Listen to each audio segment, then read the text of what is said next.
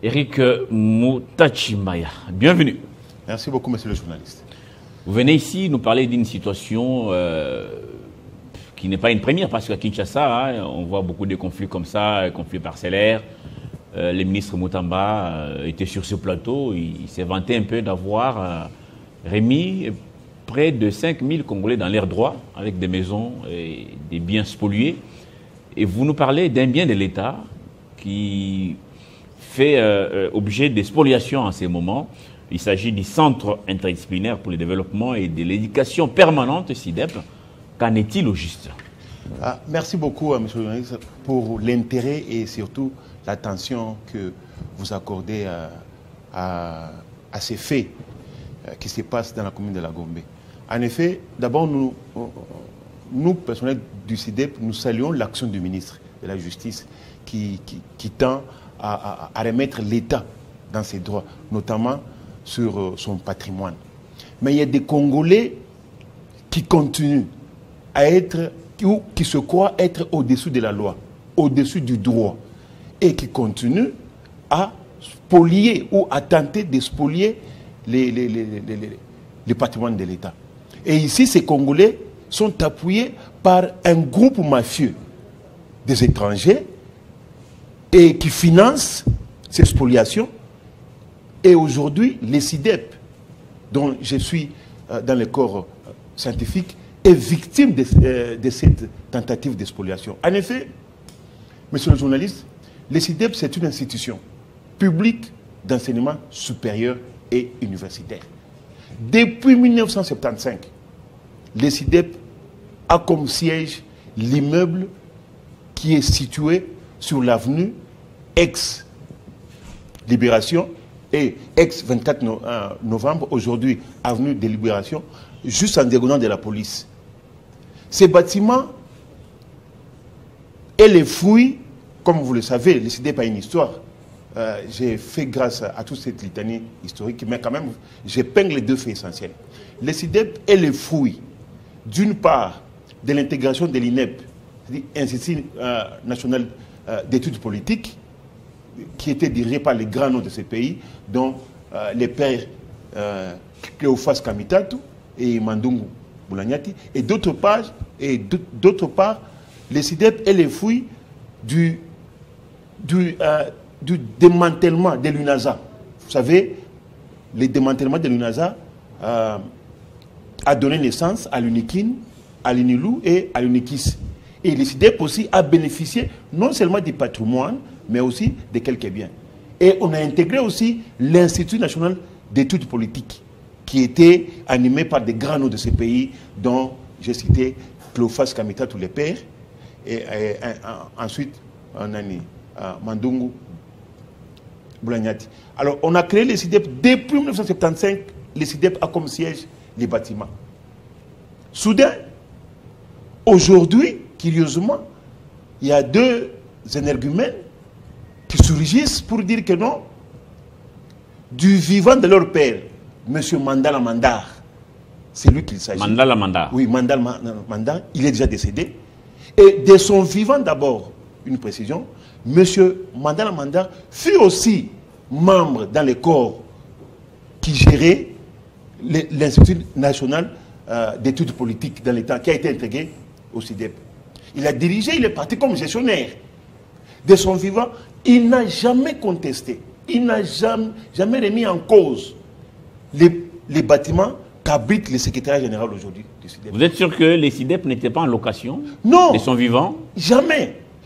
Depuis, je dis bien, je souligne, je pèse bien mes mots, depuis 1975. Vous avez tous les documents? Tous les documents sont là. Et les bâtiments là est même couvert par un certificat d'enrichissement. Alors, de son vivant, il n'a jamais contesté ni la propriété de ces bâtiments vis-à-vis du CIDEP, ni une quote-part des propriétés. Il est décédé. Après son décès, aujourd'hui, en 2023, surgit deux énergumènes.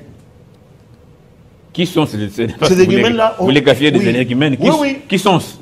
Ce sont les fils de M. Mandala Mandar. Mandar, ils s'appellent tous Mandar.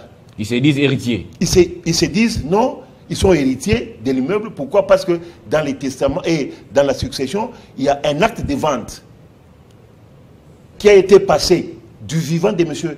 Mandala Mandar entre lui et une ONG allemande qui soutenait l'institut, l'INEP, qui a fait partie intégrante ou qui fait partie intégrante aujourd'hui du SIDEP, et dont le papa n'a jamais contesté. Alors, il brandit cet acte de vente avec un acte notarié. Oh non, voilà, l'immeuble revient de droit à la succession. Et ils assignent SIDEP devant le tribunal de grande instance de Kinshasa-Gombe.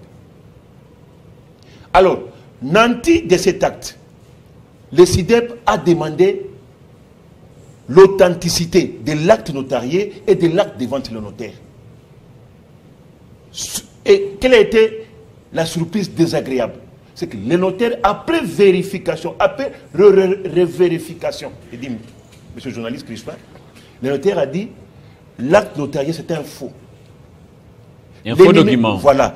Les numéros qui est sous l'acte notarié concernent plutôt d'un contrat qui ne concerne en rien, ni totalement, ni en partie, les SIDEP. C'est un contrat de deux particuliers. Vous comprenez? Alors le SIDEP a initié une action pénale contre ces deux fils. Vous vous estimez propriétaire. Vous avez un domicile, vous avez donné un domicile, même dans les exploits. Vous avez donné un domicile. Jusqu'à ce jour, les agents, les huissiers sont partis au domicile. On ne connaît jamais ni personne qui répond au nom des mandats des deux fils-là. Et aujourd'hui, ils sont en cavale. Donc, le SIDEP fait face à une tentative d'exploitation des fantômes. Alors, actuellement, quelle est la situation sur terrain au niveau de SIDEP? Vous dites, vous êtes sur l'ex-24 novembre, aujourd'hui Libération. C'est une avenue qui change de nom selon les régimes. Effectivement. C'était même l'avenue Pierre Moulélé à l'époque.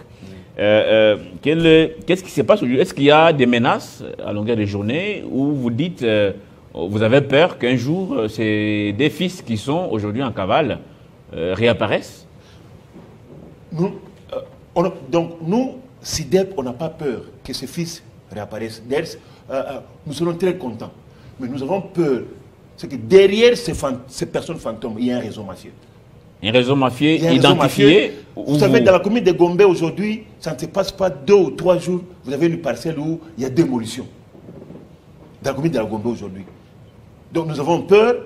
Et vous vous imaginez, lorsque le notaire a répondu que l'acte notarié et l'acte de vente étaient un faux, parce que lui n'a jamais reçu un tel acte pour nous, les notariés, donc nous sommes partis et on a brandi ça devant le premier juge du tribunal de grande instance de Kinshasa-Gombe.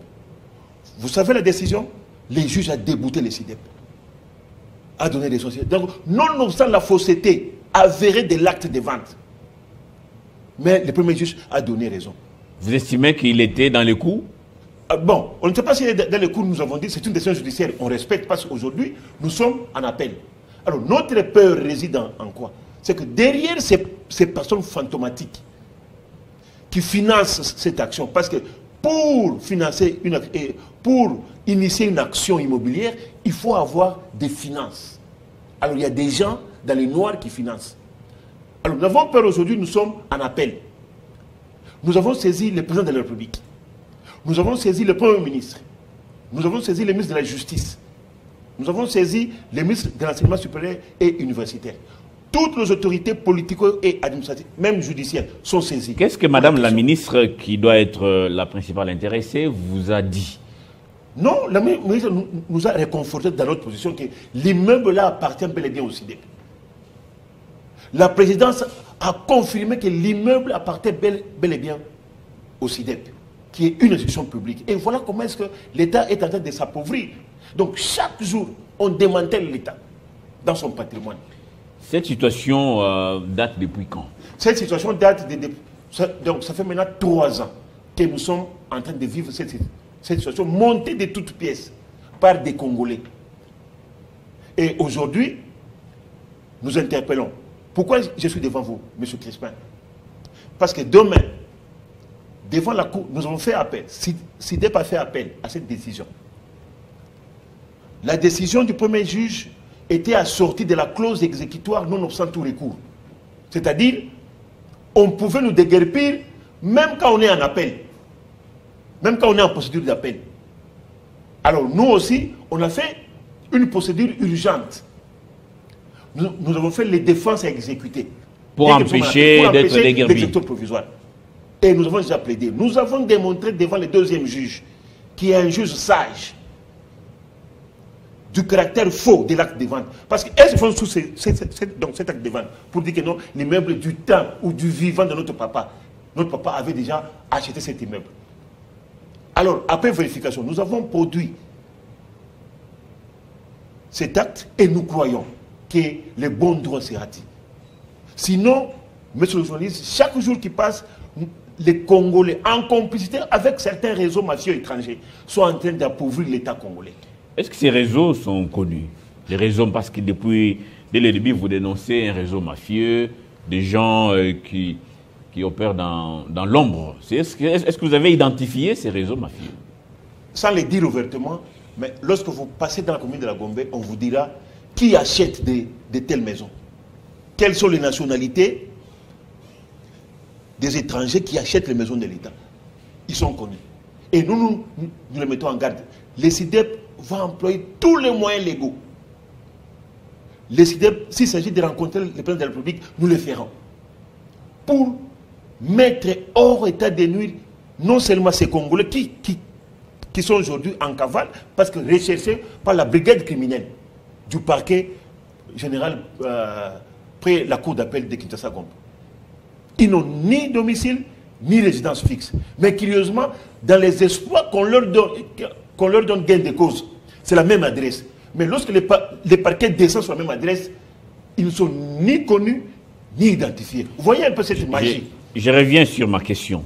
Si vous pensez que vous avez foi en notre justice, est-ce que la première décision qui a été prise, qui a donné gain de cause aux autres, vous pensez que c'était une décision manipulée par une main noire? Nous avons dit, nous avons contesté la décision. C'est pourquoi nous sommes au degré d'appel. On n'a pas été content de la décision du premier juge du tribunal de grande instance. Et vous pensez qu'en appel, vous aurez gain de cause? Si les droits, si vraiment ces juges qui sont sages, parce qu'en appel, les juges corrigent les erreurs. Les deuxièmes juges, les juges de la cour d'appel, corrigent les erreurs du premier juge.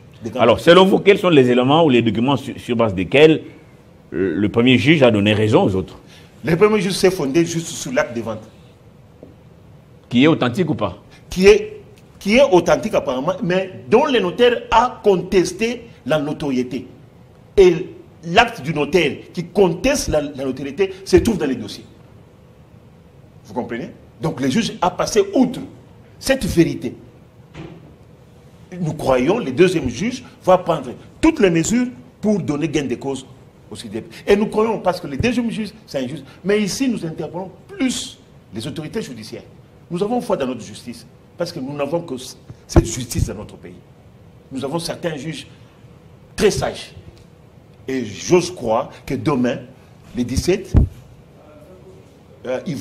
ces juges vont décider les défenses exécutées. Alors en attendant la décision qui doit tomber, c'est jeudi 17 avril, Eric Moutachi Mbaya, qu'est-ce que vous dites, ça c'est pour terminer, aux travailleurs des CIDEP ou tous ceux qui bénéficient des services des CIDEP et à nos autorités qui nous écoutent à travers Télé 50? Voilà, un seul mot, nous avons la légalité de notre côté. Je dis bien, nous avons la légalité. Le CIDEP aujourd'hui a un bâtiment que l'État lui a donné depuis 1975. Je dis bien 1975.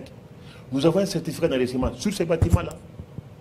Aujourd'hui, toutes les autorités, en commençant par la présidence de la République, la primature, le ministère de l'enseignement supérieur et universitaire, toutes ces autorités ont reconnu que c'est le bâtiment du CIDEP. Maintenant, nous nous retournons vers la justice, en qui nous avons foi sur notre justice, avec tous les éléments d'épreuve que nous avons produits. Nous osons croire que les droits seront dit demain et CIDEP sera remis dans ses droits. Merci beaucoup, Eric Moutachi Mbaya. Vous êtes enseignant et vous venez plaider la cause des CIDEP qui est victime en ce moment d'une tentative de spoliation par un groupe d'individus que vous connaissez d'ailleurs mieux. Merci d'être là, d'avoir été les nôtres en tout cas. Merci beaucoup, monsieur le journaliste. Est-ce que c'est possible aujourd'hui de passer d'un État unitaire avec des provinces fortement décentralisées au fédéralisme? La question divise. Et nous aurons dans quelques instants sur ce plateau Achille Malambou, analyste indépendant, pour un débat fourni. À tout de suite.